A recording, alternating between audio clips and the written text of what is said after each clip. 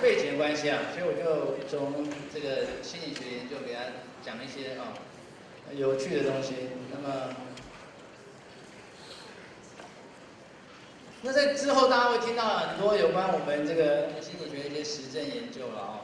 那么我们基本上还讲心理学观点就是这样，就是它基本上。主要我们是要研究人类行为没错，不过我们是要去知道说这个行为背后的那个机转是什么所以到时候你会看到很多有关，如果我们今天讲沟通、人际互动，这个是一个行为，但我们会去用科学方法去检验或测试，说到底这些行为背后的一些原因，还有一些机转是什么但是大家一定要先记到，就是心理学家就是教人家自己做不到事情的人像婚姻专家不是婚姻都有问题，对吧？什么两性专家自己也都乱七八糟，对不对？像亲子教育专家，通常他们的小孩都教不好会吧？而且很多也都是我的一些师长辈所以大家都研究生，你一定要有独立思考、判断能力所以我们今天只是来提供给大家一些参考。好了，那你们现在坐在这边已经很累的，那如果不用参加今天这个，也会来参加的举手，应该很少，对不对？对吧？参加这个主要是要获得 TA 嘛，对不对？是不是这样？有 TA 才能领钱啊，是不是这样？如果这 TA 当 TA 没有钱也会当的举手。我好像讲了什么笑话，所以钱很重要。朋友们，但是有钱真的会比较快乐吗？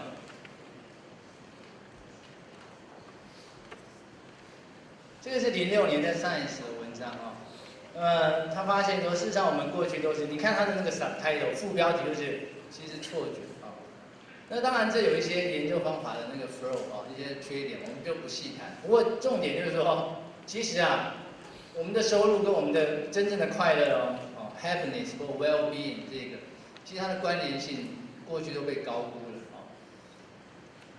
钱可能会让你比较满意，买到你要的东西实现你的一些物质上面。可是我们发现人真正很多快乐都是钱很难买到。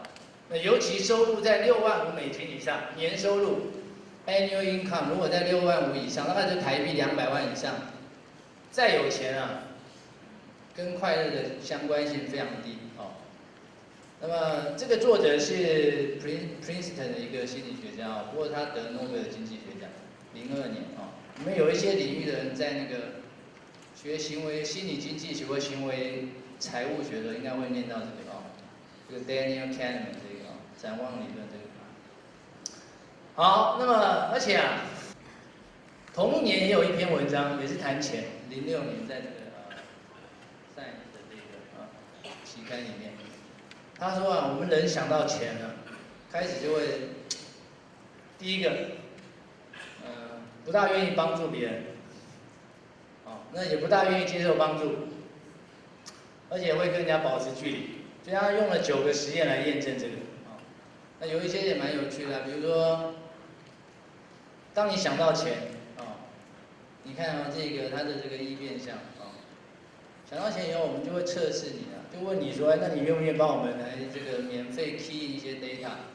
就你看想到钱那一组大概只愿意 key 5.1份，没有想到钱的可以 key 8.47份那么第5个实验是会有一个助理这个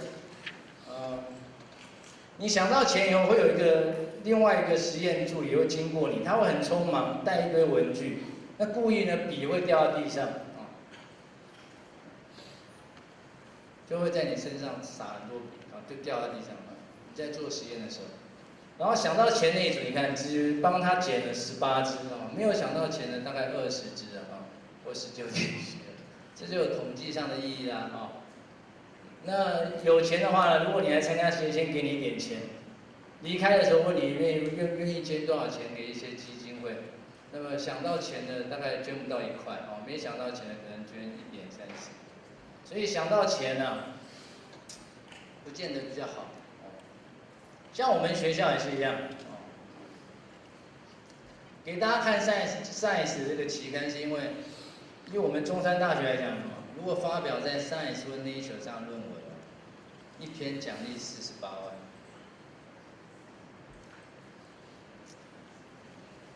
因为大家都爱钱我们就谈钱就算不是第一或通讯作者，也有24万那当然，这主要是因为上海交大排名里面前4项大学的排名前4项。大概大部分的学校都0分比如第1项，就是我们校友是诺贝尔奖或数学费尔兹奖的人数本校是0分嘛老师 faculty member 是诺贝尔奖或费尔兹奖的人，本校也0分。highly cited author 好像也是。第4个就是5年内这个大学在 Science 或 Nature 发表的篇数所以我们学校只要有1篇，像前年跟中年有1篇排名就会进步几10名，甚至100名。我们如果多几篇，就会进到200-300名。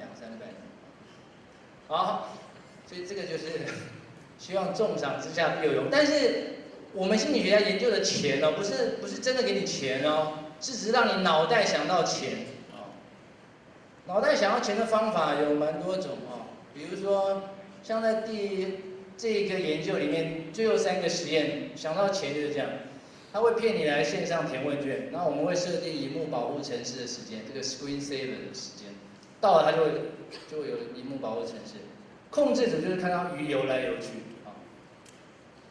想到钱那一组就是看到钱游来游去，不是真的有钱，就你脑袋想到钱那也有可能会用一个 money poster 就是会用一些。比如你做的那个实验的这个cubicle 或者一个房间里面，就会挂一个海报，钱的海报。其他组人就会挂一些中性的，就跟 money unrelated 一些跟钱没关的一些，像这个花啦，或者我们学校的海景好啦，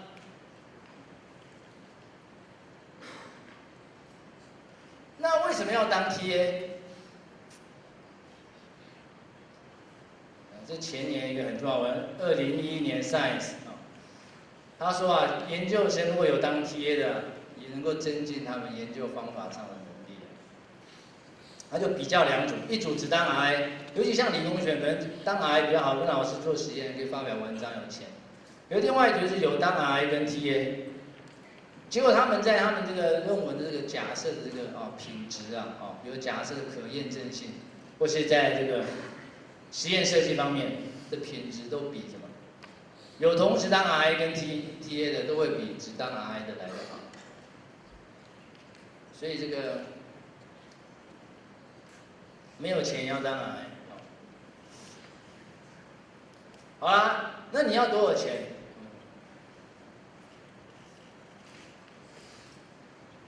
这样你要多少钱才能上富比士杂志？像你的财产。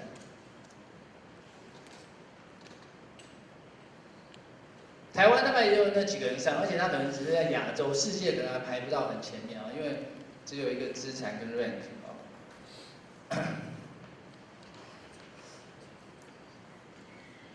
像我没有钱，对不对？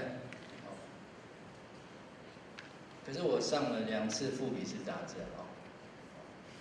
是我所以我你们没有钱也不一定就不能上富比士杂志。你如果做出有趣的研究，他们也会专访然后出一些专栏篇幅呢会比那些有钱的人还要大所以不一定要有钱好了，那你们现在当 TA 就会，我们谈人就就是当 TA 就要跟老板互动了，对不对？你们觉得你们现在指导老师已经决定的举手，已经确定。觉得指导老师不机车的举手。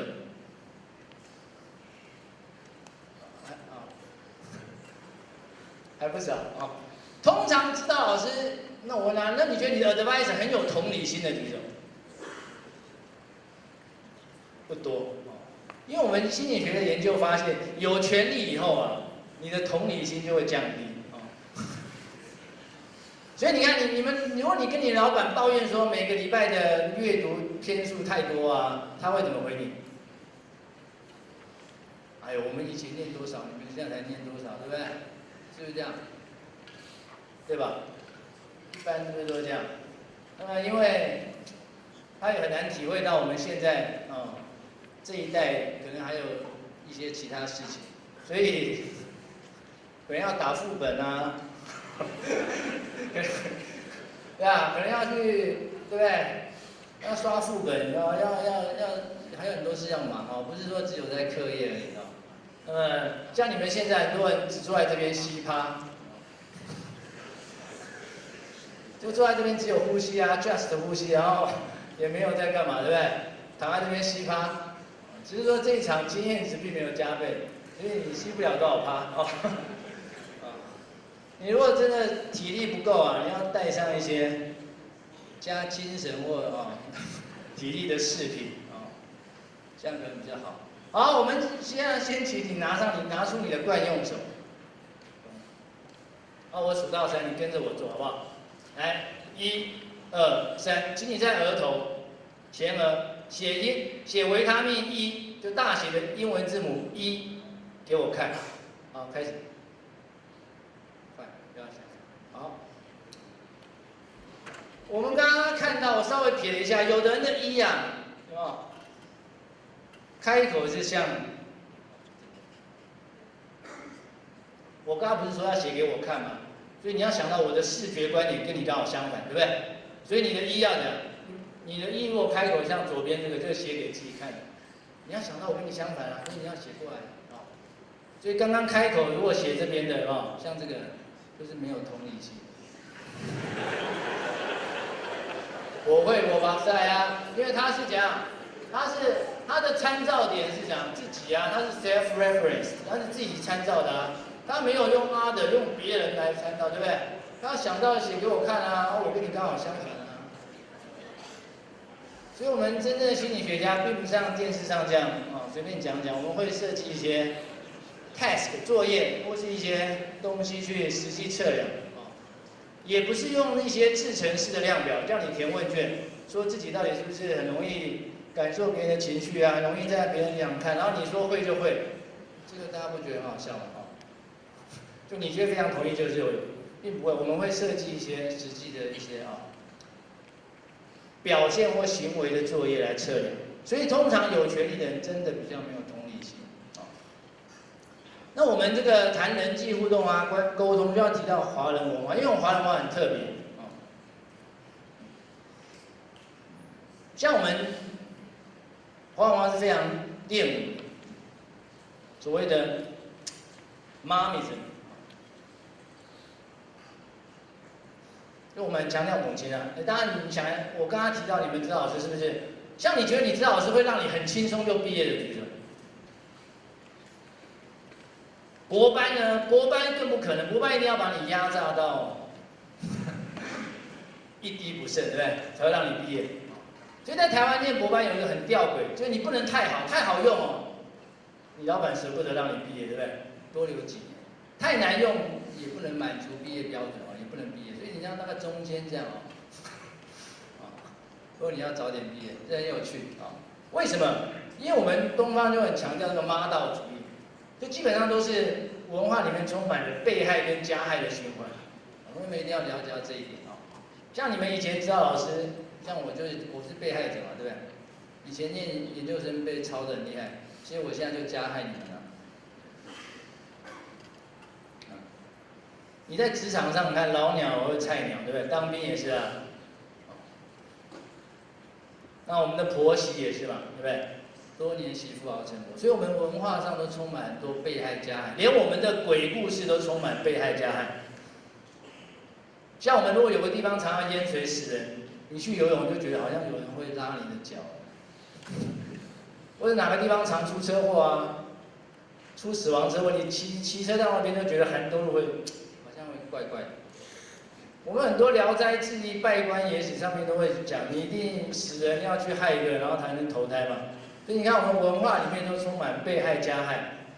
因此，我们这个文化，这个妈道族就是说要像妈妈这样牺牲奉献啊，为一家人，这样才叫伟大。所以你们如果不好好的经过一番 suffering 哦，就毕业的话，这样就不够伟大。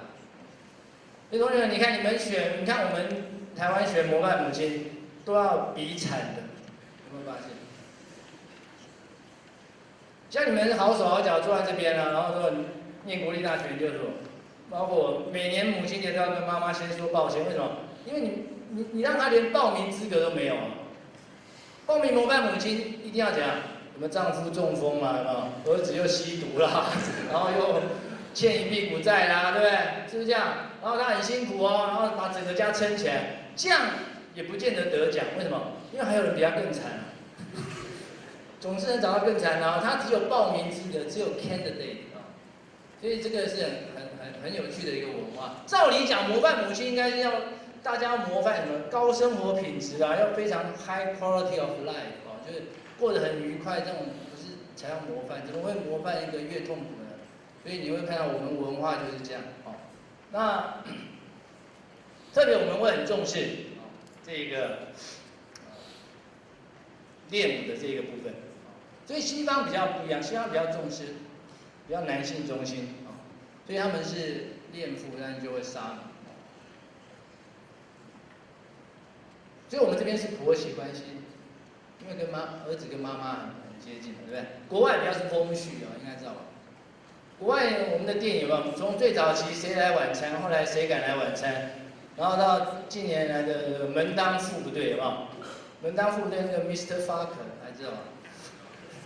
对吧？劳勃迪那个哈，跟那个什么 Ben Stiller 啊，就是他故意取那个名字，他不是一个男的接生的嘛，对不对？助产士啊，不是拍了好几集，对吧？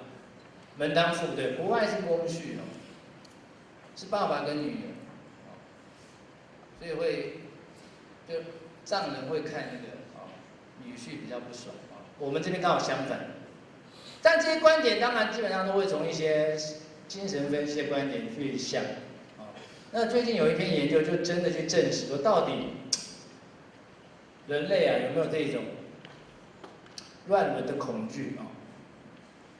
他就追踪大学女生，然后请他们记录他们的基础体温，那就可以分成排卵期前后就是所谓的高度受孕啊，其他就是低受孕期。我们发现了，然后记录一下这个大学女生跟她爸爸打电话的时间就联系的次数跟时间。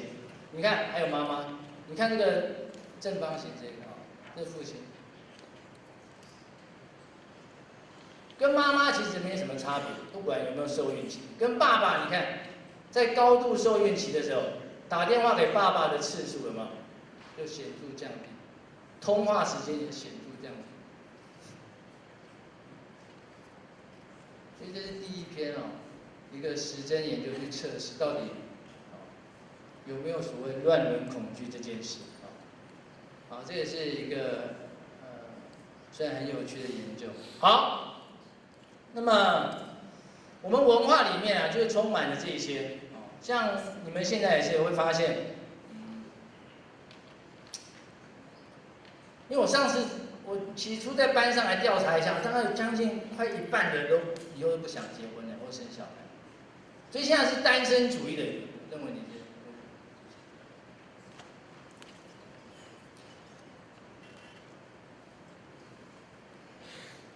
怕被称为公害，单身公害，不想要有小孩，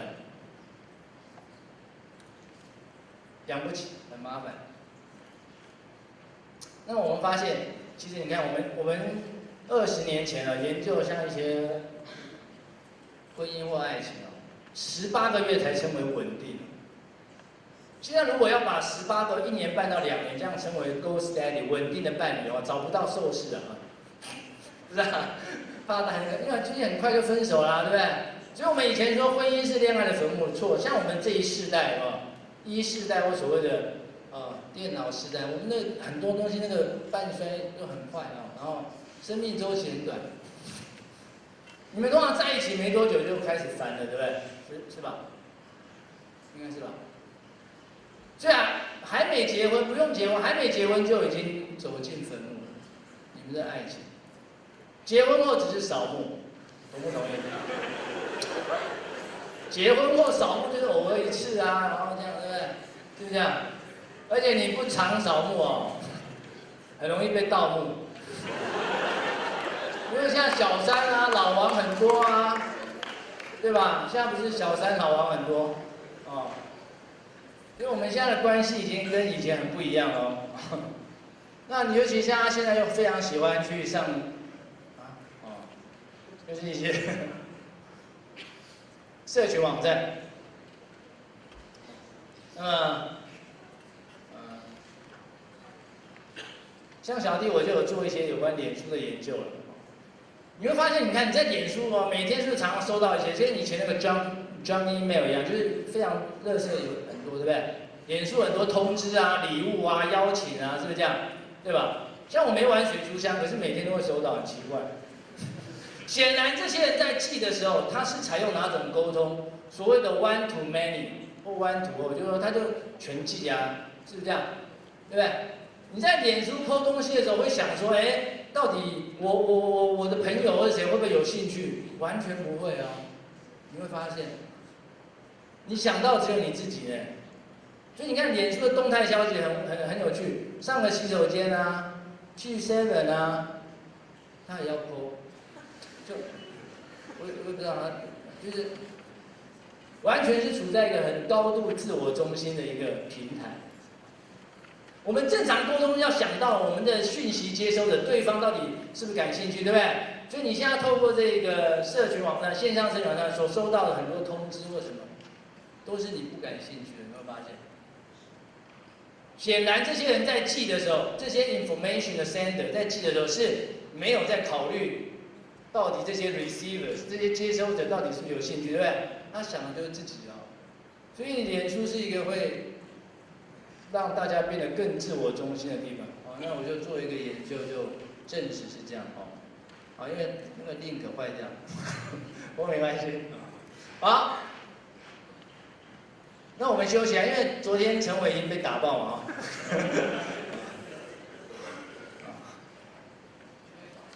哦，今天凌晨了，对不对？哦，第4局，哦，只撑了3又3分之2。好，这个没关系啊，而且还 back to back 这个方面啊。好，没关系。心理学家也会拿棒球的这些档案资料做研究哦。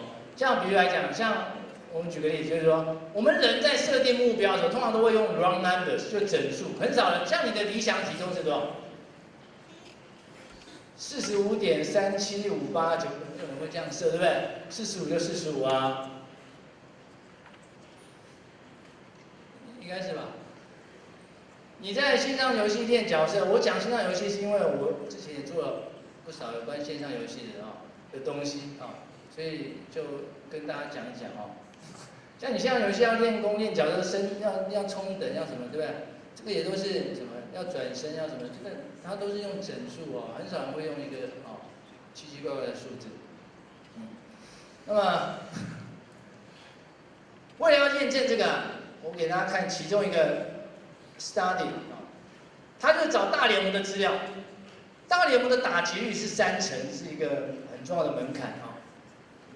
那我们就发现，如果以这个例行赛最后5场，你会发现说，哎，这个如果3成是一个很重要的目标，你看达到3成以后的打击率是很低的哦，还没达到3成之前哦，那什么就是表示大家拼命都要想达到3成。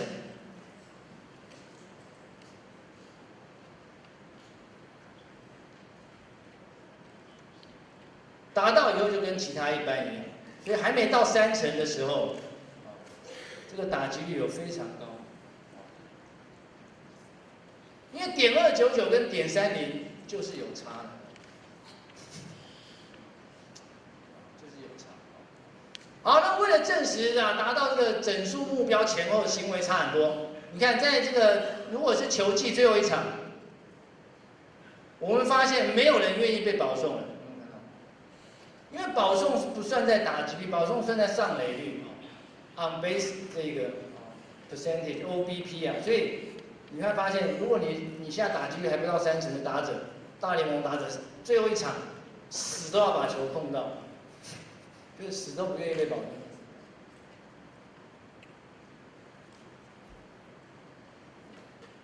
那如果你达到30%以后呢？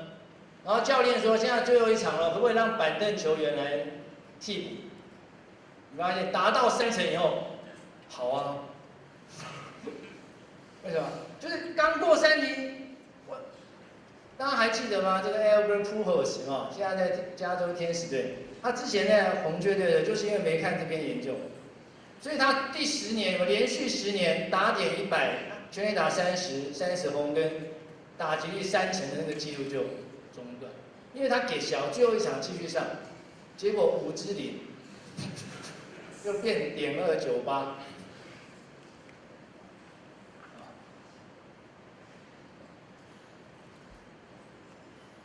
所以这个是很有趣的啊。好，那他从 SAT 的研究也都证实这样，这就是我们人真的会用一个整数。好，那我们来沟通的话，大家知道沟通一定是要共享，像我们刚刚讲的一些话，有玩线上游戏的人就知道哦，对不对？那么而且它是动态的哦。什么叫先睡？像很多男女之间，你会发现，如果你的另外一半跟你撸小小的时候，然后你就说，先睡。我们通常像男生都是先睡啊，对不对？你们通常都是 baby 啊，对不对？因为都北边的鼻子 ，baby 或是哈尼什么这样，赶快睡啊，明天再说。不行哎，因为人类的这种沟通的需要，它是能量不变，对吧？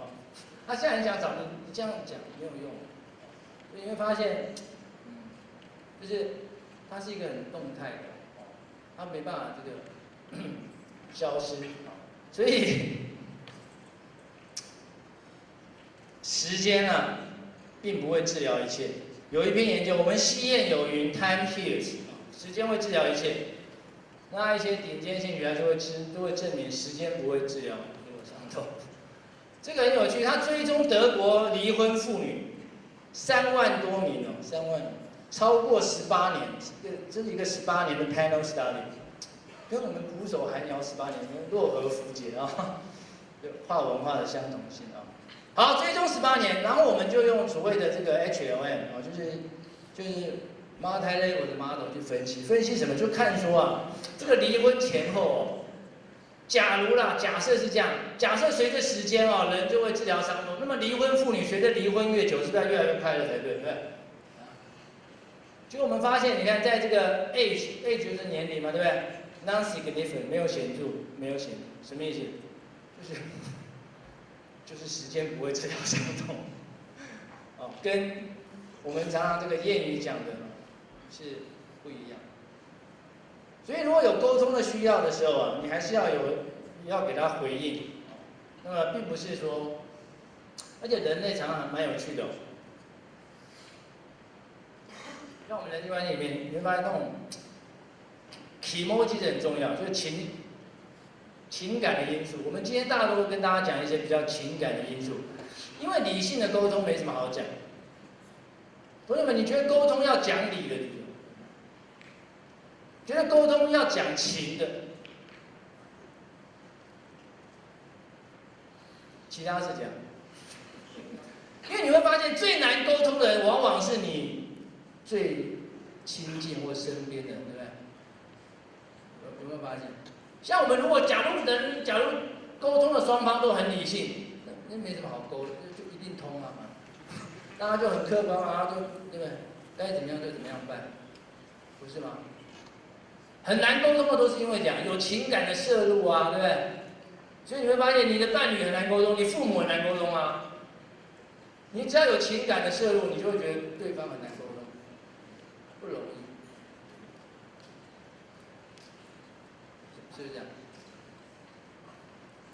所以曾经因为沟通不良才分手的，就你听过这样的理由，很多人都说因为没办法沟通就分手，对不对？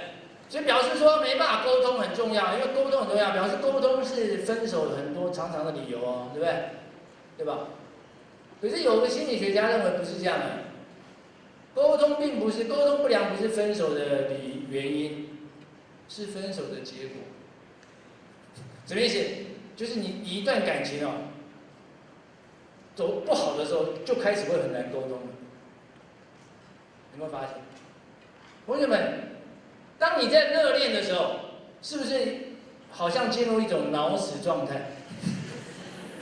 啊，你不认为吗？热恋的时候很好沟通啊，要去哪里都啊好啊，都可以，对不对？对方的缺点也都可以包容啊，都没关系啊，不是这样吗？对不对？然后你看你们感情好的时候讲的话也是都语言能力都退化到大概2、3岁啊，都打那些电报式语言叠字，安安啊，奶奶哦，什么有完全退化到2、3岁婴幼儿的水准了。可是也是很开心啊，不是都很开心，对吧？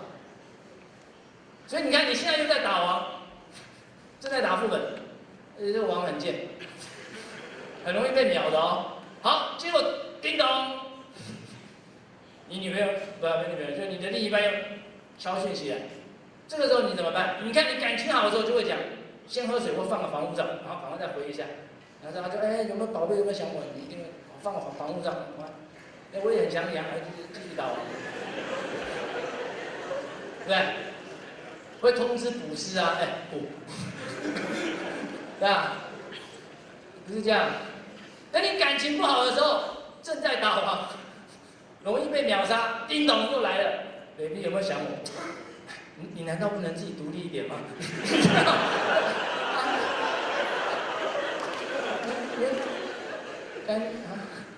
会猪羊变色所以沟通不是一个人际关系分析或破裂或结束的原因，它其实是一个 indicator， 一个 index， 一个温度计。有一个很聪明的心理学家这样讲，耶鲁大学，虽然他小时候被认为是阿呆，不过后来人家23岁就拿到斯坦福博士哦，就后来他就认为其实沟通是两性关系很重要的一个温度计。等你走到分手的时候，就开始会很难沟通，然后很容易看对方不爽，甚至会猪羊变色。你看，像男生，如果以前你的另外一半对你很体贴啊，常会，你看你们以前收到简讯也会觉得很体贴，对不对？很开心，对吧？等到感情不好，慢慢就不耐烦哦，就会觉得有压力哦，是不是像我们玩拱书一样，会猪羊变色？所以那个时候不是你们不能沟通，而是你们的感情其实已经差不多要分手了。好，所以沟通来讲啊，同学们，非语文很重要，语文很容易造假哦，非语文是很重要。眼部啊、表情动作啊那些或者是这些复原、抑扬顿挫等等，对不对？像很多你看我们华人的父母在家只要用母音就可以理家人，传统的沙文主义的父亲啊，在家里只要五个音就可以，有时候还不需要母音啊。你看回想，如果你爸是传统母亲，他在家是不是这样啊？哦，咦，阿姨喂哦，就这样啊，他只要这样哦，那样，不是？所以非语文很重要哦，同学们，你的指导老师跟你同性别的举手，跟你异性别的，纯粹讲生理哦，我不讲性倾向哦。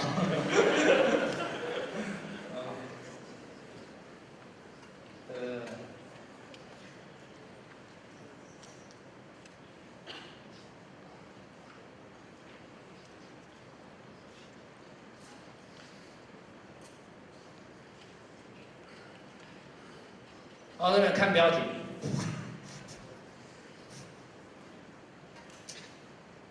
我们发现啊，从演化心理学角度哦，同性的人不管男生女生，看到一个有外在就是外在吸引力很高的同性的时候，就会激起一种什么啊，竞争交配对象的威胁。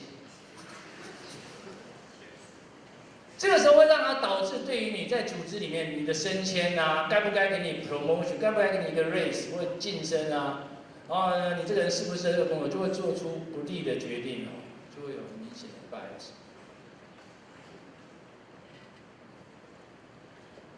懂吗？比如说你是同性嘛，像我男生，如果我选的指导老师是，对不对？然后呢，我比他帅，他就会把我视为是一个潜在竞争交配对象的威胁。从演化心理学的角度哦，他这样他就开始会无意识的 unconsciously， 他可能就会对我做出。女性也是一样啊，如果你的主管，你的 superordinate 认为说你比她漂亮，哇，这样你又来跟我竞争，这个叫 mating threat 哦，就啊竞争这个交配的一个威胁，那他可能就对你做出不利的决定。所以这个在实验社会心理学啊，社心里面的顶尖期刊就做了一篇，啊，不要因为我漂亮啊就恨我。好，那脸蛋重不重要？脸也很重要，同学们，你来看一下，这左右两边哪一个脸看起来比较凶？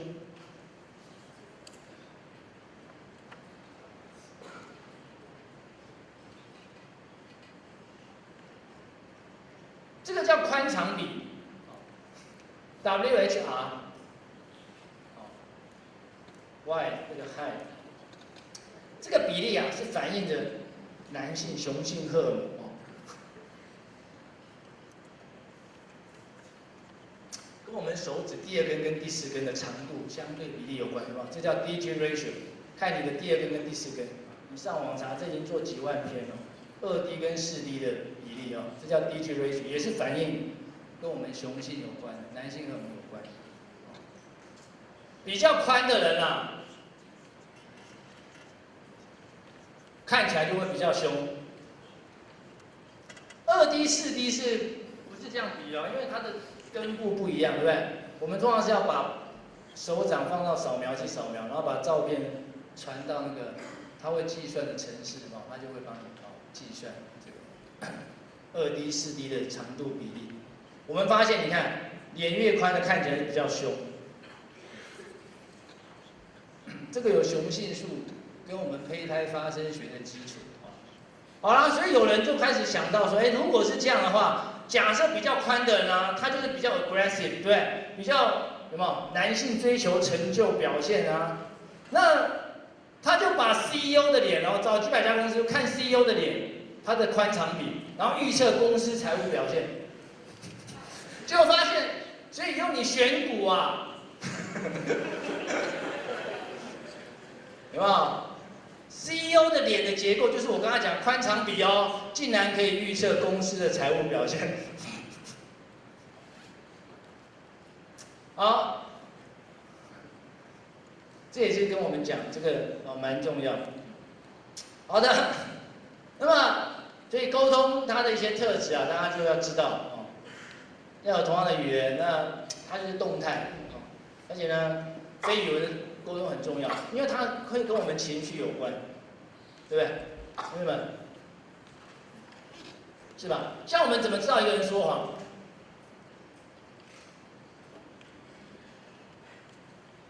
啊，音调会比较高，会一直重复，会顿挫，眼睛会眨，眼睛会眨，就这样连战最容易说谎。对，他很容易。不会这样啦，因为我们实际测量会有base rate 我们跟那个跟测谎机多项记录一样，我们会先测它的基础率并不会这样有人就会容易砸，有人比较不会砸是这样吗？最近都发现并不是。你想要知道怎么说谎？想知道吗？因为人际沟通这个 lie detection 就怎么样侦测说谎也是很重要的议题哦。对不对？如果你不要仪器，有个很简单方法，就是叫他讲，这就叫魔鬼藏在哪里？细节。The devil is in the specific specificity 啊，就是说在魔鬼就在细节里面，什么意思？谎话很难讲细节，因为你要编啊。像我昨天，你昨天明明就在打副本，然后你女朋友问你去哪里，说没有啦，我去图书馆找资料。好，因为你去图书馆是掰的，你说那个讯号那个很角落啊，我那个期刊都藏在很远的地方啊，所以不好找，讯号不好。好啦，因为你是掰的嘛，对不对？我就叫你讲细节啊，你就会讲不出来，有没有发现？细节知道吗？就你那2、3个小时，你要交代到底你要讲什么你会来不及掰啊，懂这意思吗？可如果你是真的去图书馆找资料，你要讲细节一定可以讲，对不对？就像倒过来，你就承认你打副本，你要讲细节，有没有？谁又趴了几次啊？有没有？谁有很笨啊？哪个，对不对？然后谁说他是坦就一进来就挂，哦，对吧？是不是这样？然后谁又喷装也很爽哦，啊，像这些。你就可以讲，对不对？因为是真话嘛。可是谎话来不及掰细节，所以以后你只要知道你伴侣有没有说谎，叫他多讲细节，通常他就会更小灯修，因为来不及掰啊。好，但是有一个如果你有functional MRI 核磁共振扫描，那你就请你的伴侣躺在核磁共振扫描啊，要戴耳塞，很吵了的吗？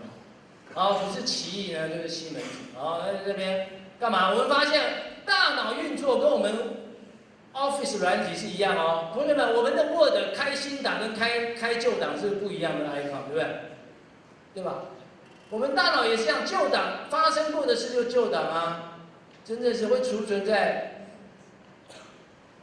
就像你的硬碟啊，记忆储存部位啊。你要临时掰，说谎话。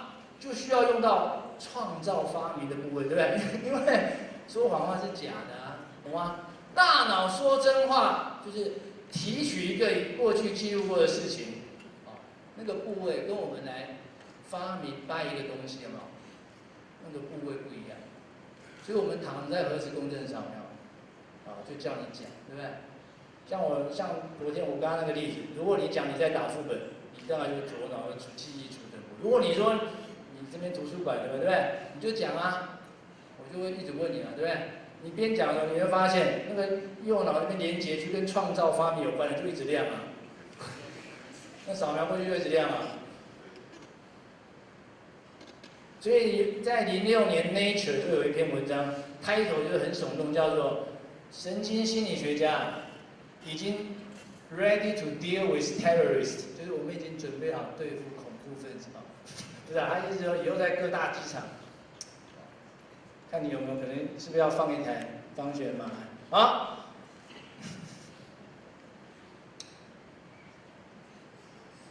好，那沟通到底讲理讲情，我还是跟大家讲，讲理的不用讲，讲理的你在这些著名的，是吧？就你去成品啊，或那些畅销书有没有？像你们不是都很喜欢买一些什么心灵下水汤啊，心灵。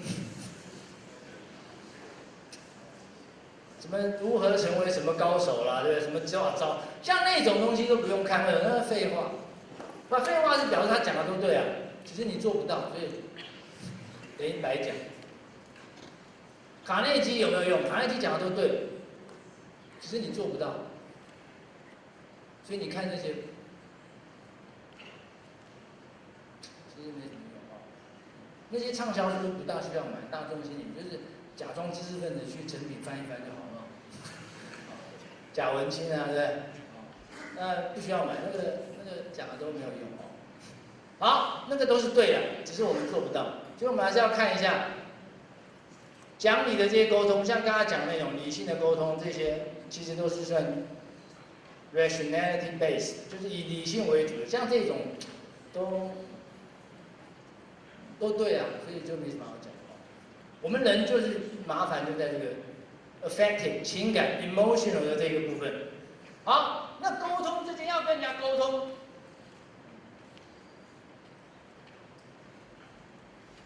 情境重要，包括物理环境都很重要哦，同学们。像我问你，你孤单的时候会觉得冷还是热？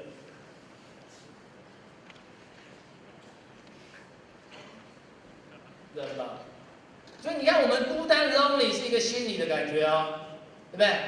一个情绪状态。可是我们的 cold 是一个什么？身体感官的感觉呢？所以显然，你看我们的心理的情绪感官，它是彼此互相连接哦。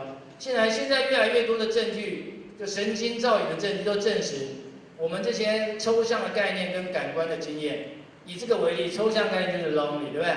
感官概念就是人，它彼此是互相共享同样的神经基转。因为大脑不会分化那么厉害啊，它会有很多共通性啊。好，所以这篇研究就要证实到底有没有这个关系。我们就请你回忆被人家什么排斥的经验，回忆一个被人家排斥的经验。什么叫被人家排斥？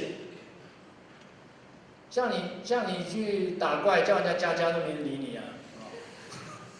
然后去村庄啊，喊说哎谁要加入收我入工会，喊半天也没有人给你，对不对？或你刚创立一个角色还不熟，给我一点钱买水，没人理你啊。这个就叫做 social exclusion， 就叫做被拒绝、被放逐、被排斥。这一组人啊，后来我们就另外一组我们就回忆一个什么被接受的经验，然后我们就骗他说实验室刚维修好冷气，请你估计一下现在室温多少。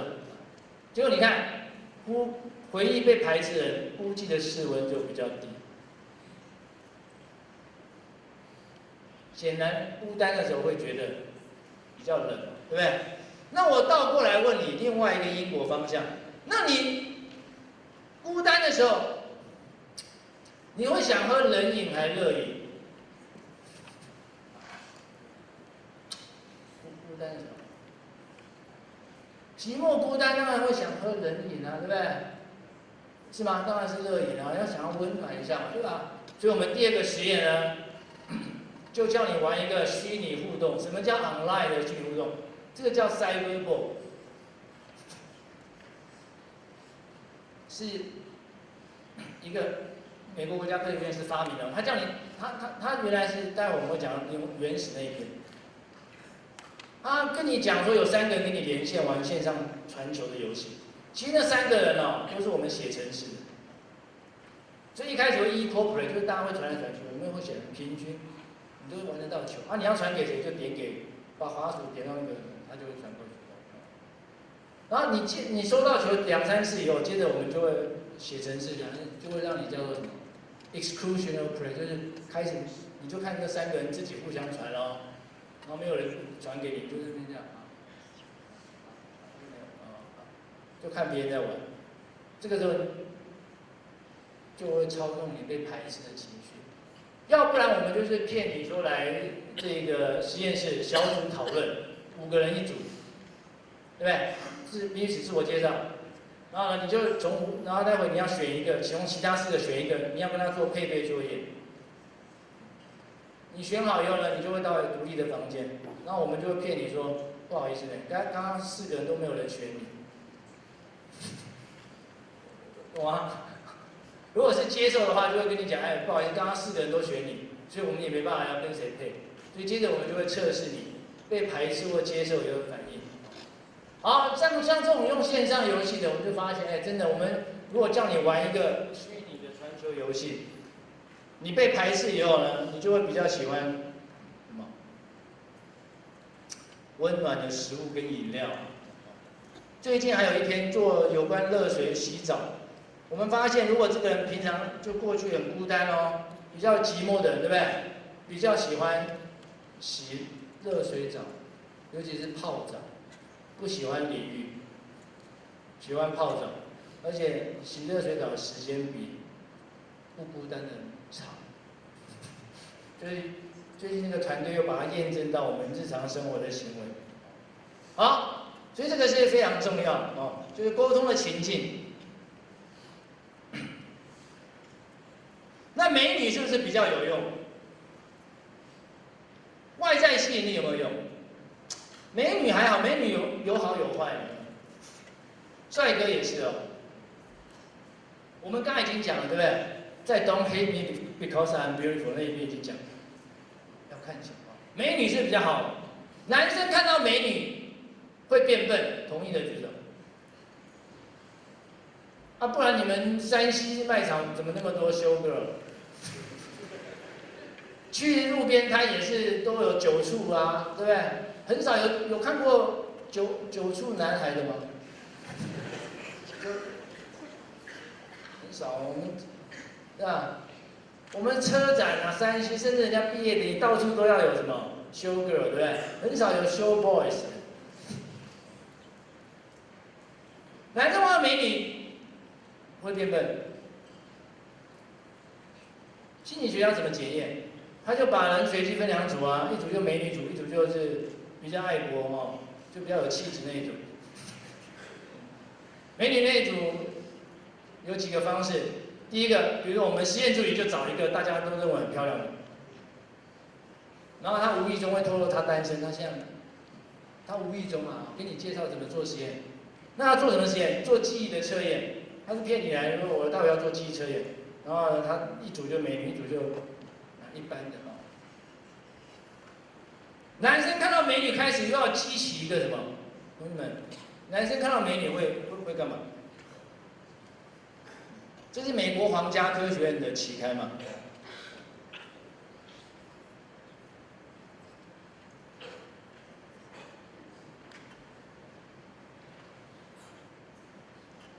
这样看得到吗？按照演化心理学的观点，男生看到美女啊，就会激起一个交配机会的倾向 ，mating opportunity mindset。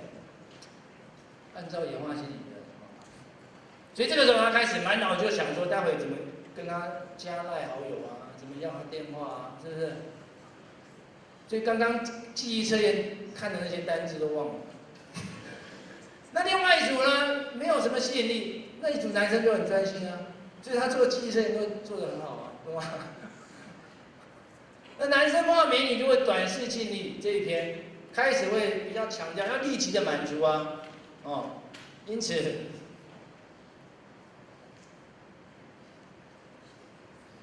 就会有所谓的 temporal 或 time discounting 这个现象，学经济的就会知道。就你会喜欢眼前立即的满足，那长远的就比较不会。所以男生碰到美女也会，男生碰到美女会不会比较酷屌、逞强？会不会？会吧？应该会吧？因为从演化的角度，有没有 sexual strategy theory？ 从这个寻找伴侣的的选择的这个策略里面，男生要越来越讲要。因为女生择偶就品种优良、资源丰富，所以他觉得他要够 man 啊，所以他就会比较不屌哦，比较有攻击性，比较不服从，然后会比较更冒险 ，risk taking， 这个都已经被证实。好，所以这个是美女很有趣的。那帅哥对女生有没有影响？回忆刚刚那边，要看你的受孕期。受孕期的女生才比较会受到男生这种 physical attractive 影响。受孕期，就是说受孕期就是你比较生物性嘛，对不对？这个时候才演化心理学的预测会比较准，在非受孕期就不会。而且大家知道，帅哥啊对女生的影响比我们想象的低。没有说女生看着帅哥会比较会注意力，就是说他会比较吸引他。所以我们在实验室啊给他看一些照片，骗他要做一些脸孔辨识，结果发现呢，女生在帅哥上面停留的时间就比较长，有没有？我们用 eye tracker 就可以知道。2个礼拜以后，请他来做再认测验。比如前1个礼拜看过20个帅哥，后来我们就加20名另外的帅哥进去，然后随机出列随机排列问他说，每一个帅哥出来就问他说，这个2个礼拜前有没有看过，对不对？结果呢，回答的哩哩啦啦，什么意思？就是说，帅哥对美女只能讲，只会吸引他的注意力而已，但是呢，对他记忆影响不大，所以实际没有想那么大。好。那管道我们跟大家讲，这脸书真的会让我们比较沟通会讲，就会比较自我中心。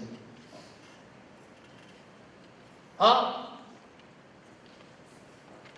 权力又来了。你觉得你老板很伪善的举手？没有人敢举，对吧？不是啊，那你觉得我们这些在上位的人啊，这些政治人物讲一套做一套的举手？你看，什么叫讲一套做一套？就是伪君子啊 ，hypocrisy。那什么意思？要怎么定义？就是他的道德推理很高啊，推理都很道德，行为却讲不道德。对。那你知道心理学家怎么验证吗？不会叫你填问卷哦。请问你常常讲一套做一套，啊，非常同意哦，那你就伪善。这样没有人会把自己填得那么伪善啊，对不对？就是这样。我们不会呢，我们就来先问你，又来了哦，干嘛？先问你一些 misconduct， 就是一些不当的行为，有没有？小奸小恶，问你说这个行为可恶的程度有多高，有没有？非常可恶，不能原谅，还是还好？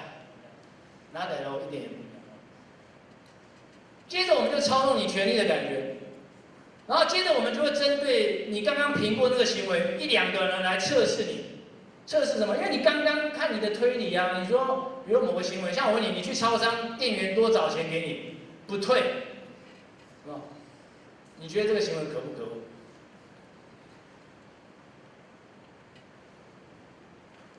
那你做完实验以后，我就会做完实验，国外常常会给一些钱，我就故意多给你一些钱，这样懂吗？然后测试你会不会退啊？因为你刚刚不是说，如果你看。你刚刚就说，哎，你看那个拿人家多找的钱没退很可恶，结果轮到自己有机会也有，哦 ，additional money 就有多的钱，结果你也不退，显然你就是什么，讲一套，做一套，就是伪君子。所以我们发现，真的有权力的那一组啊，越会觉得某些行为很可恶，啊，后来呢，等到他自己有机会去实际被测试的时候，发现他就越来越不诚实，越会作弊。这样知道吗？这就是所谓的权力会让我们比较伪善，所以你看到政治人物这样就不用太在意，很正常。好，跟人家沟通呢，要越有效，这是10年 Science 的 paper 啊，触觉很重要。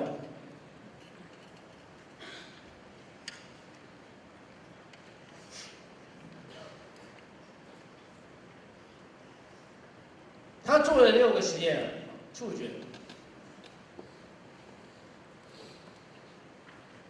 像我们人际沟通，你跟人家对方做的，像椅子重不重要？我刚刚不是说冷跟孤单有关系吗？对不对？那软硬呢？我们说这个人太软，某个领导人很软，硬不起来。立场。那什么意思？表示这个软硬也是我们感官的经验哦，跟我们认为这个人的立场坚不坚定也是有一个关系哦。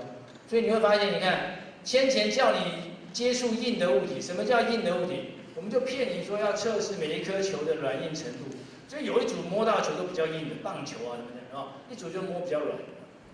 摸完以后跟你玩一个谈判游戏，你negotiation game。发现你看前面接触过硬的物体的人啊，他在谈判游戏的时候就很僵硬。前面因为接触到硬的球嘛，后来他就硬了，这些就不容易退让。跟人家玩爬拉 game 的游戏啊，通常就是讨价还价啊。那如果是粗糙的物体，什么叫粗糙？我们讲英文讲 rough day 不顺，跟 smooth 它两个相对。所以我们前面就故意叫你拼一些七巧板，七巧板知道吗？然后一组呢，控制组我们就原来的很光滑，实验组我们就拿那个很小号的沙子把它磨得很粗，所以你在拼那个图案，你都一直粗糙，对不对？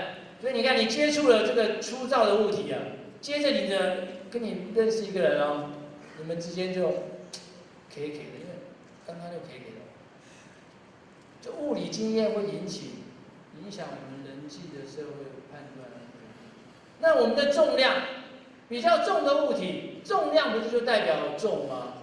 对不对？像你们论文喜欢写薄的还是喜欢写厚的？喜欢的，以喜欢来讲。文理、文社、文学院、社会科学管院的举手，文社管。你们论文通常都要很厚嘛，对不对？是吧？为什么？而且你们都单面印刷，很不环保。你会发现我们台湾的学科论文都单面印刷，很不环保，对不对？因为你会觉得厚才有重量啊，对吧？才有分量啊。所以我们那个 weight 跟我们的 gravity 跟重力跟 importance 它是彼此是互相有关的，是不是这样？你总觉得，那我问你，不然你论文为什么不双面印刷？为什么行距要调那么大？就故意增加页数啊！你们写论文，你会发现台湾论文很奇怪，然后一直要分标题，一直要空笔，然后不双面印刷。有了，我后来知道一个原因，为什么你知道？因为我曾经问过一个研究生，他给我一个很妙的答案。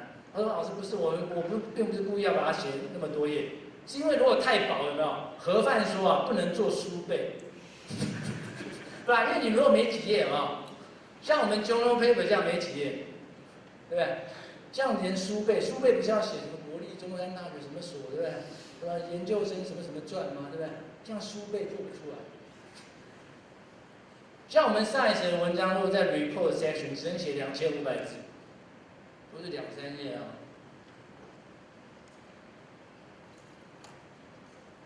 如果是好的，干嘛写那么多？哦，好了，我是举个例子。所以重要就重要，我们就把同样一份的履历 ，vita resume， 用比较重的资料夹夹着，另外一个就用比较轻的夹着，然后拿给人看，就发现你看比较重的啊，这些经验，你就会觉得说，哎，这些来应征的呢，看起来就比较重要。其实两个人是同样的。好，所以这个3个实验就是证实我们人类3个感官，我们对物体的这个重量、粗糙的程度，还有软硬的程度，就影响我们人际的判断。而在心理学所谓社会学就是人际之间的判断。你当然觉得这很瞎，对不对？世界第一的期刊就专门登瞎的啊，不瞎不会上 Science 啊。好，所以有支持战中的人。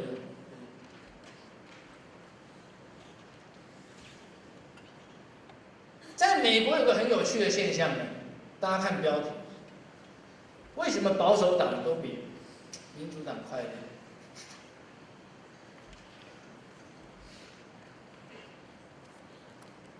就他们很有名的这个 social 这个 survey 里面 ，General Social GSS 的一个长期追踪资料方案，就是美国比较保守的人士哦，其实他比较快乐。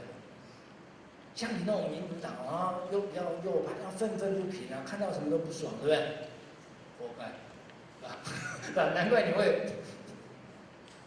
保守党这些都会合理化啊，是吧？认为那些人，你看都是你们自己才会这样，不管这些少数 minority 或是一些其他种，他觉得那你们就是懒啊，你们就是这样子啊，所以。很有趣，很吊诡哦。为什么反而你的政治立场会影响你的生活的快乐程度？好，那我再讲一个研究，就是要理性跟感性的差别，什么意思？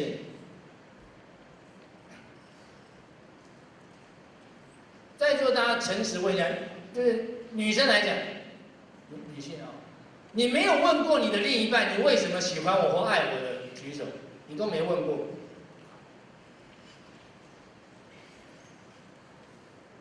几乎都会问，男生应该也都被问过，对不对？结果你会发现 ，asking why， 什么叫 why question？why 就是指为什么，对吧？表示它是理性哦，是不是这样？对吧？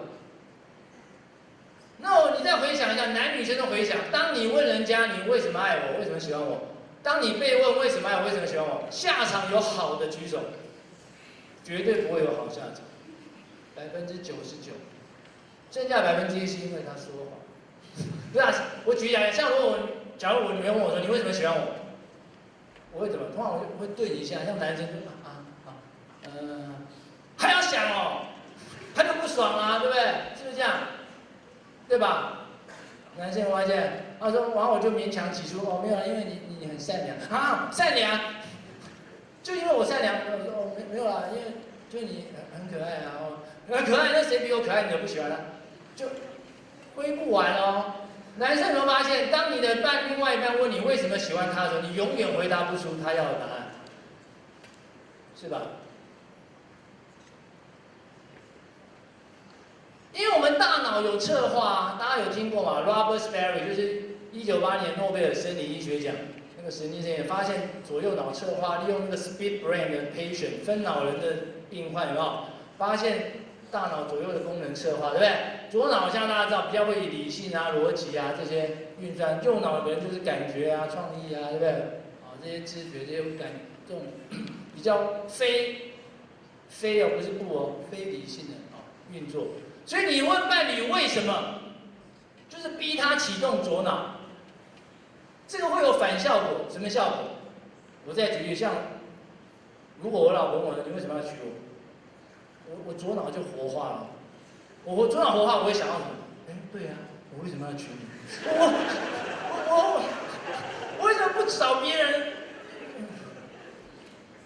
因为你逼我要理智的思考啊，我就好好的把你称斤论两一下啊。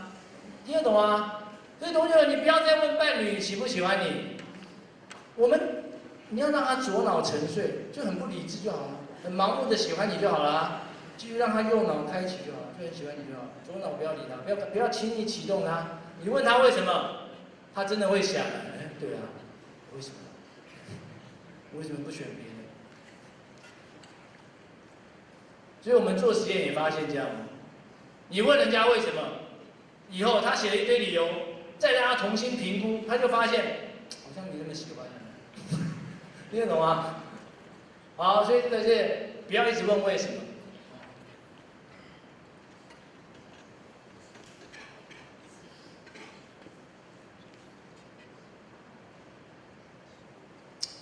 像我们王莽不是王金平哦，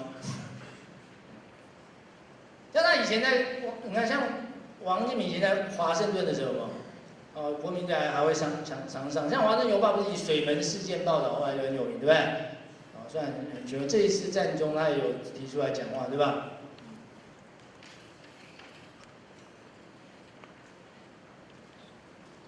所以像《华盛顿邮报》啊，这就小弟我嘛，对不对？我们学校嘛。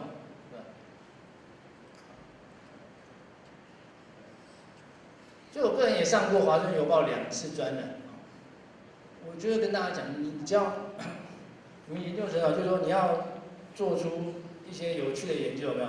你就可以登上这些世界性的媒体，就会自然有人来专访你。那你就可以把我们学校还有台湾的名字啊，不会像那些都被人家笑 ，Bomber 这种话，你就可以去。让大家知道我们台湾的一些研究成果。好，语言沟通常的障碍，这就是讲，看像我们给人家判断，提供 solution， 这些都是理性的很理性的做法，这些其实反而是障碍。像男生很喜欢说理、举证，对吧？如果有人抱怨说，哎，我觉得你最近比较不爱我，男生会怎么讲？哪有？我上礼拜不是有讲，我就讲。你就会讲很多证据嘛，对不对？对吧？像如果我老婆抱怨我不做家事，有一天吃完饭，她说你看你都不洗碗，那我会怎么讲？哪有？我上礼拜有帮你洗啊，还有前2个礼拜我有拖过地呢。这样他会不会棒我爽？不会，照样一直跟我如小下去，对不对？因为重点这不是理智的问题，你提供证据嘛，男生喜欢提供证据啊，说有啊，你看我之前又送你礼物啊，我们又去哪里玩啊，我就讲，你提供证据啊，重点就是他提供这些问题嘛，是这样。所以如果我老婆在这个水槽面前抱怨我都不洗碗，我要怎么办？学那个刺客啊，那个种族啊，刺客不是都会隐身吗？那游戏角色，我就慢慢的守到他后面啊，然后抱住他的腰，跟他讲说：“哎，老婆，我们家没有你啊，真的不行，我好幸运哦。”啊，我这样讲以后，他就会怎样？好了，走了，哎，我就逃过了哦。不用洗碗了，他就继续乖乖把碗洗完了。我在那边说啊，我又之前要帮你做什么，我又做什么家事，我又曾经讲，那个都是理智啊，这个 objective 客观的 data 那个 evidence 都没有用，就是要，给他情绪性的马杀鸡，这样听得懂吗？有没有 ？emotional massage 这个他才会爽啊，爽了就会好办。真的、啊，沟通就是这样啊，就沟通的双方，啊，骑蒙子好了以后很好沟通，不沟也可以，真的，讲一些那种很白痴的话也都可以沟通，不然就很难沟通哦。好，所以你做像这个判断啊，给人家贴标签，帮人家诊断，像很多人会诊断，这个都其实不大好，并没有很好。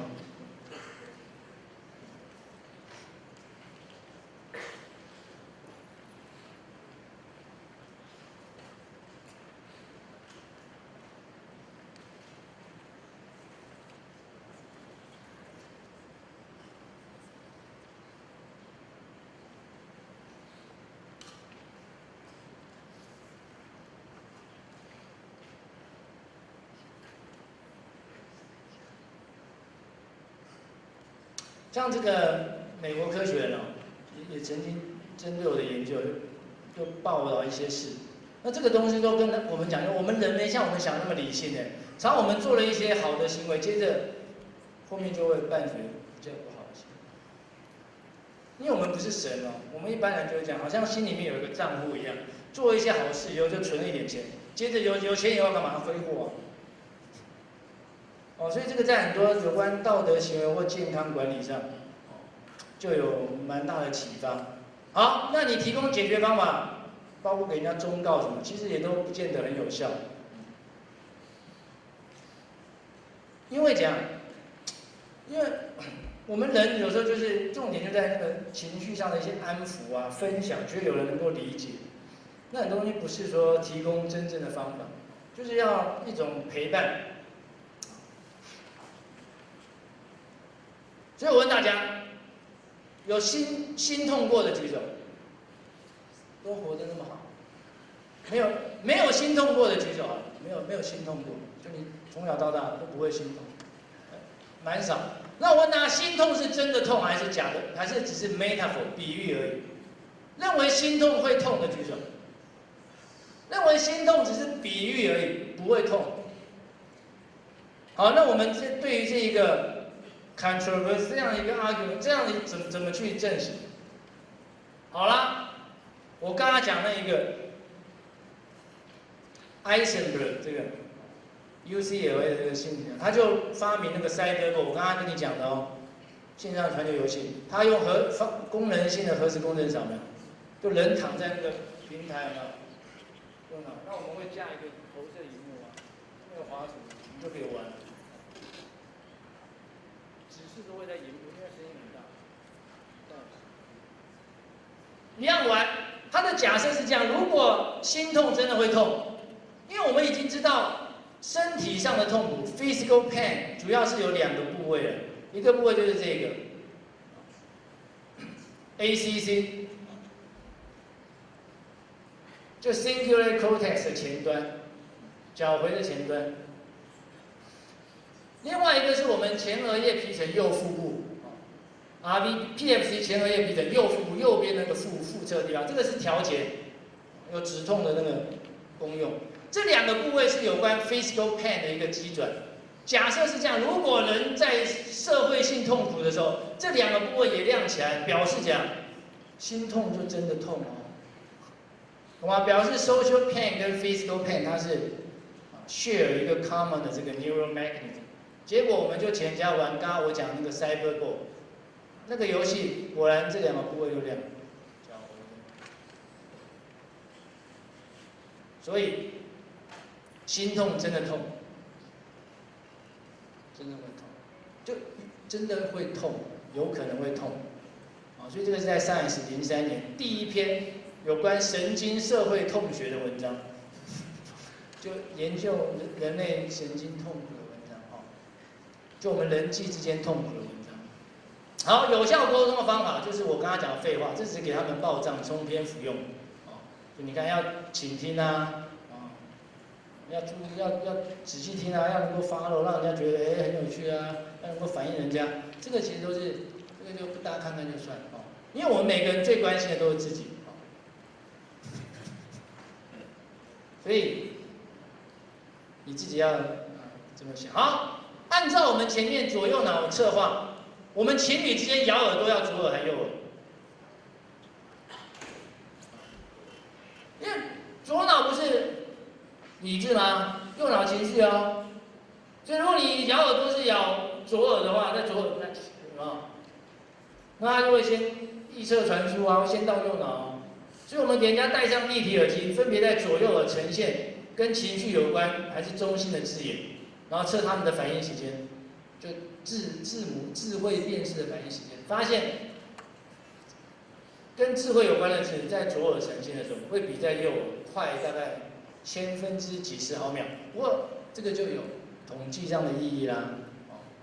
好，所以像这个例子，你们常说到该报告被退回，这个都是这样。你要怎么安慰人家？像你们常常写的 proposal 推过去，老师通常都，你都知道，你在研究室想得很清楚，通常跟老师谈不到1分钟，马上被打枪，对不对？你们以后写论文课都会这样，会觉得这没意义啊，这不重要嘛，这个没什么，就随便都容易挑出问题。那你要安慰人家说，很多人都要改啊，习惯就好。你才要改一点点，有人更才要改很多。这个其实都是一个我们刚刚讲，从理智啊、诊断啊、帮人家那个安慰啦什么，这个其实都还好呢。重点是他就觉得很沮丧啊，甚至很愤怒啊，这个可能才能够安慰到人家。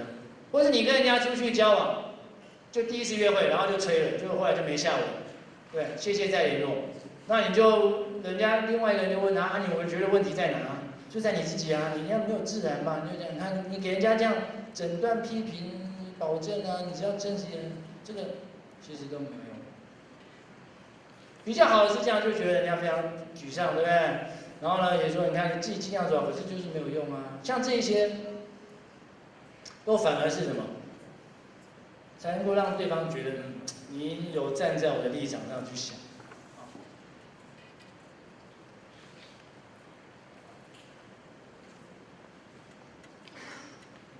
就我刚刚说，你看你做好事会导致不好的结果，这也是很吊诡，对不对？所以这个《时代》杂志啊，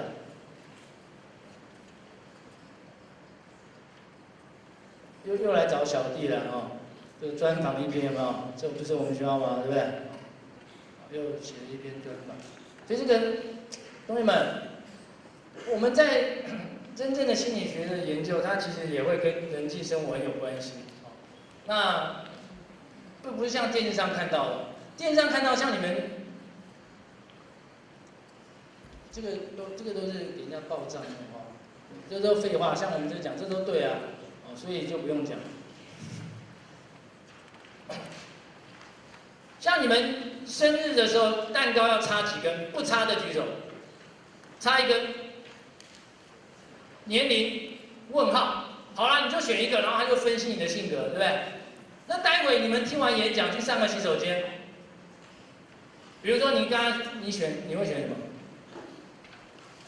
年龄几岁？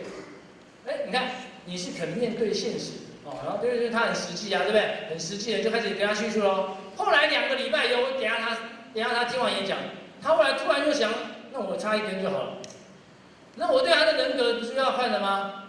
所以显然他有多重人格嘛。什么意思？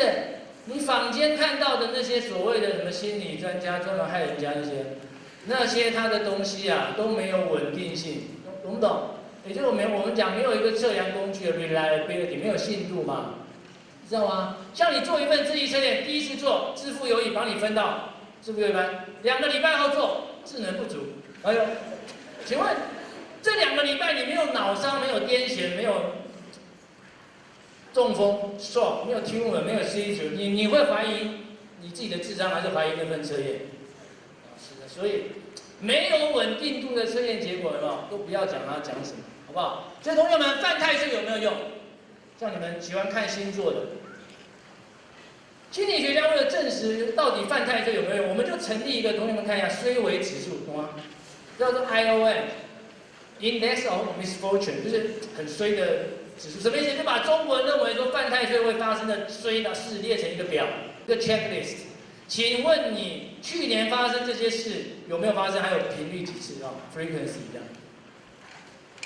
接着我们就比较去年有犯太岁跟没犯太岁的哦，比较他们的 IOM 的平均数啊，结果认为有显著的举手，结果发现没有了。可是这个结果不卫生，为什么？因为有人犯了太岁去安了太岁啊，犯太岁安了又是没那么衰，对不对？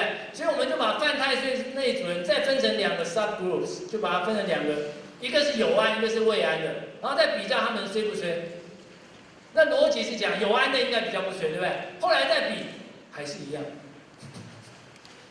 后来呢，又把一些中国人认为啊，我们衰可能会跟你的社经地位啊，对不对？教育程度啊、收入啊、什么阶级啊有关，再把这些当作控制变项，然后再去比较2组有没有比较衰，还是都没有。所以犯太岁会好不好？好像只有陶丽才证实这件事。朋友们，你知道陶丽羊已经死了，知道吧？第一只复制羊，知道吗？他在2000几年06还05死的，对不对？为什么？因为那一年就是羊年啊。羊犯太岁，这是冷笑话。不过，陶丽羊真的就死在我们中国人的属羊那一年了哦。好，同学们，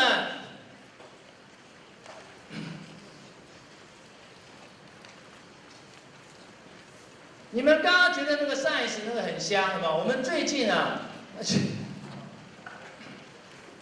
有人就检验说。我们的稳定度，物理的稳定度，有没有？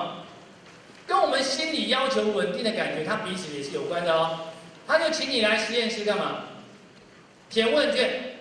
然后呢，有一组的桌子的一角就把它锯短一点点，所以你在填问卷的时候，就会噼里啪啦噼里啪啦这样不稳。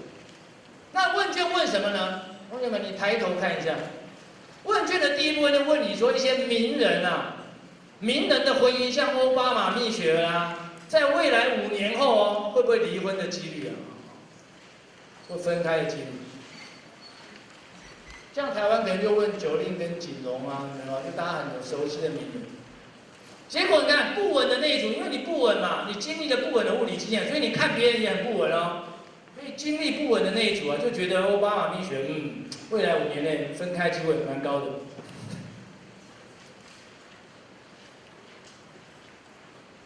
那第二部分就问你的伴侣喜欢哪一种特质？我们发现不稳的，经历的不稳，填问卷的时候啊，你的桌子这样摇这种，他就比较喜欢一些什么？像这些稳定的特质，比如说 trustworthy， 这就给他比较多的 weight， 像 reliable 这些，他就给他比较多。其他像什么幽默啦、冒险什么什么的、可爱、甜等等就还好。所以表示我们的感官经验跟我们伴侣选择也有关系。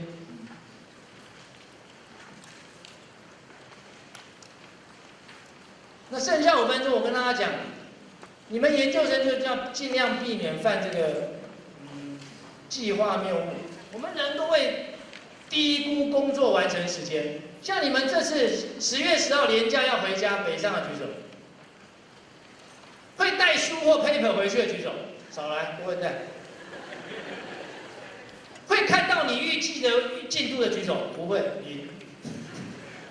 所以很多人都这样，带了，尤其带那种哈贝，精装本的，墨这些墨不墨很多带回去，结果当然现在很多都电子档。其实我跟你讲，你回家北上就好好休息，不要想太多，绝对不会念到你要的进度了。为什么？因为我们人都有这个planning fallacy， 表示你在当初规划念书时间的时候，你只很单纯的把注意力 focus 在这个 task 跟你本身的能力，其实有很多会干扰你，你懂吗？你回家以后又跟妈妈聊天，陪她看什么3D 电视台，又什么，或陪她看蓝色蜘蛛网啊，什么台湾年很多啦。细说台湾人，就一定会很多东西打扰你啊，所以你绝对不会像你安排的进度，所以你都会低估你工作完成时间。所以你们想说啊，今年暑假把第几章做完，让我写到论文第几章，通常都不会。那要怎么避免？像我讲，你要先想到过去失败的经验。当你在规划计划的时候，要先想到过去失败经验、被打扰的经验，延长的经验，还有这些相关因素，你就会做一个比较 reasonable 的一个 plan 跟目标。好，同学们，想知道你的伴侣有没有把你物化？像人际关系，我们最怕人物化，对不对？要怎么测量？还又来写量表了？请问你认为女生是你的财产吗？或你认为对方是一种财产？并不是这样哦。我们心理学家啊，发现哦，我们人啊，知觉物体跟知觉动物很不一样。什么意思？像这个麦克风。麦克风我转180度，你要辨识说这个麦克风我有没有看过？其实还是很容易哦。可是因为动物这样，动物的头啊，有没有？头尾 rostral caudal， 它的 central peripheral， 它中央什么，它非常明确哦。你把狮子转180度，转90度，叫你辨识那个动物，你就开始会反应时间就会慢了。这样懂这意思吗？所以换句话，如果我们已经把人物化了以后，不管这个人转，比如颠倒。你还是很容易辨识说，这个人我看过，所以我们就请你看猛男跟比基尼女郎的照片。看完以后，给你做一个再认测验，再认测验就是我讲加1倍的刺激去，然后随机出现，随机排列，问你说，随机出现啊，问你说，这张你之前有没有看过？这样懂这意思吗？你看男生的照片一颠倒以后，马上辨识 recognize 他的这个正确率啊。马上就显著下降。比基尼女郎哦，一颠倒还是我看过。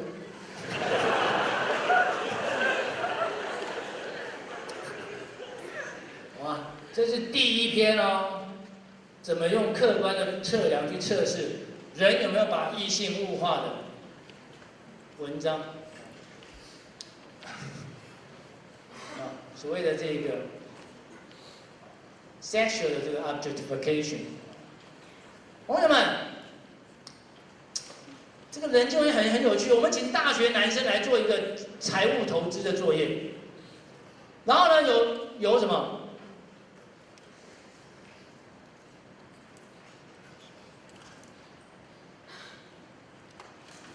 有女性跟男性的这个实验者，然后分别跟你口头说明就控制组，还是跟你握个手，还是不小心碰你的肩膀。你看，如果男生做一个投资作业，这是他的 Y 轴，投资量。如果是男生哦，不管是口头说明，跟他握个手，碰到他肩膀，他的投资量没什么差。如果是男生大学生被女生控制住，对不对？握个手，一碰到肩膀，投资量飙增。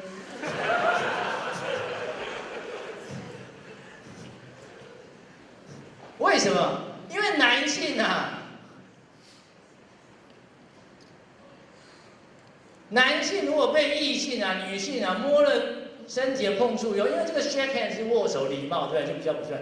一握手，这一组他就觉得安全感 ，feeling of security， 这个安全感就飙高。人一有安全感，当然就会更冒险啦，所以他投资量就大啦。所以这个我们的这个 mediation 的 model 就证实这个。你看 ，female touch 就让男生觉得有安全感，这是正的，对不对？这个系数正。接着呢，就因此让他越敢投资，这个系数。所以你看，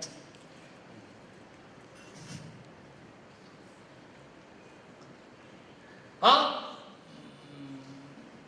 最后同学们，像情绪最近仁川亚运，你有没有发现，银牌选手的脸都比铜牌还要臭？有没有发现？像我们中华队得铜牌的都很开心哦，得银牌的就，是吧？像看我们。没有吗？我们棒球是这样，也是银恨，对不对？银恨，对吧？棒球对吧？也是被骂的，是不是这样？垒球，我们发现同学们为什么叫 more is less？ 第2名还要比第3名还要不爽哎，哦，然后第3名呢 less 什么铜牌比金牌还要爽？我们用巴塞隆纳的研究发现这样，哎，第3名的人会怎么想？你知道吗？哎呦，差一点就没名。第2名很爽，为什么不高兴？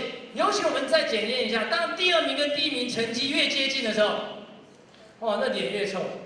第3名都很开心哦，会起歌唱歌。第2名呢，鬼龙第3名，尤其成绩差一点点的时候，脸越臭。所以同学们，很多情况下人的情绪就是这样，有的时候 less is more is less。好。最后正确表达，你们自己看，这个上面也是这样，这个都是废话，都对了。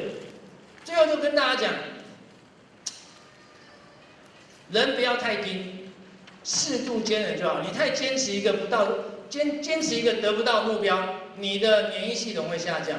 我们透过这个免疫蛋白的检验就发现。那另外，有钱不会比较快乐。同学们看一下标题。到08年 ，Science 就登一个文章，更狠，什么意思？把钱花在别人身上才会快乐。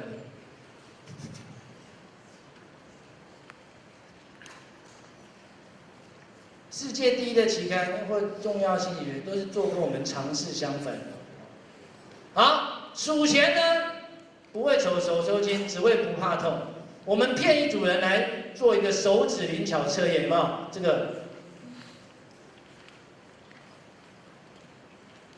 个 dexterity 就你的敏捷啊，你们玩线上游戏的敏捷就这个。骗他说要做手指灵巧的作业，干嘛？拿真钞出来给他数，一组就数真钞一叠，越快越好，越准确越好。看有几张。另外一组拿同样材质的白纸也是数。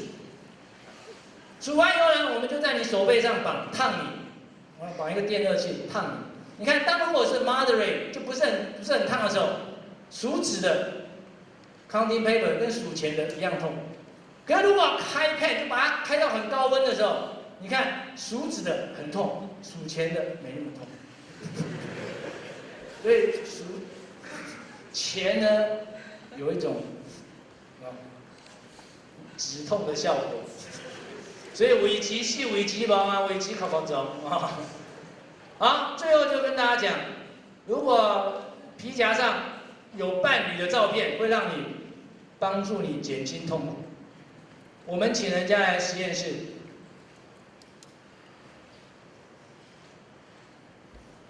一样让你痛。你看一下，这是 holding 什么意思？握着陌生人的手还是很痛，握着一个物体也是痛，因为是控制组的问题做实验。握伴侣的手比较不痛，可是你看照片更夸张，看一个陌生人的照片，然后我就烫你啊，对不对？实验室不是烫你就是动你，不然就电你。不然就压你，像量血压一样，4种痛法。实验室的痛就4种哦，热、冷、压，还有电。好，你看陌生人的照片很痛，看一个物体照片也是痛，看伴侣照片最不痛。为什么？因为我们人类的主观的痛有2个途径，一个叫分心 （distraction）， 一个叫 placebo 宽心药效应，就这2个途径而已。看伴侣照片你会联想到很多啊，握手虽然也不错，可是就实际就握了。你看照片你会联想到你们很多。这个时候越分心，按照闸门控制理论，痛觉讯号进入大脑，痛觉区就会越少，你就越不痛。所以你越怕痛就越痛，越想到痛就越痛。所以伴侣的照片是有止痛的效果，对吧？所以你看很多，你看电影不好看，原著小说比较好看，为什么？文字有很大的想象空间啊，对不对？像我那个时代《神雕侠侣》，你知道谁演吗？我那时候的神雕是雕吗？我那个神雕不是雕是人装的，那时候没有技术啊，就人家装像芝麻街那个大鸟，雕真的啊。然后小龙女是潘迎紫演的，啊，简单讲，最后我现在都没办法看《神雕侠侣》这个小说，因为会联想到那个。好，最后同学们就跟大家讲，做 TA 啊，真的没有钱也要做。